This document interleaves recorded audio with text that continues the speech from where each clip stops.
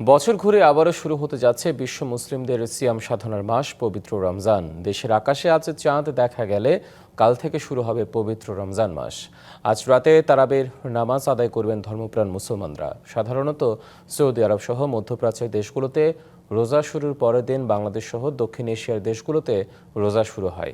সে হিসেবে বাংলাদেশে 20শে ফেব্রুয়ারি রমজানের প্রথম দিন। পবিত্র রমজান মাসে চাঁদ দেখার সংবাদ পর্যালোচনায় সন্ধ্যায় বৈঠকে বসবে জাতীয় চাঁদ দেখা কমিটি। 1447 হিজরি সনের রমজান মাস কবে থেকে শুরু হবে তা নির্ধারণ করতে এই সভার আয়োজন করা হয়েছে। বাইতুল মোকাররম জাতীয় মসজিদের ইসলামিক ফাউন্ডেশন সভাকক্ষে এই সভা অনুষ্ঠিত হবে। এতে সভাপতিত্ব করবেন নতুন সরকারের ধর্ম বিষয়ক মন্ত্রণালয়ের মন্ত্রী। এদিকে সৌদি আরবে গতকাল মঙ্গলবার সন্ধ্যায় পবিত্র রমজানের চাঁদ দেখা যাওয়ায় আজ বুধবার রোজা রেখেছেন দেশটির মুসলিমরা।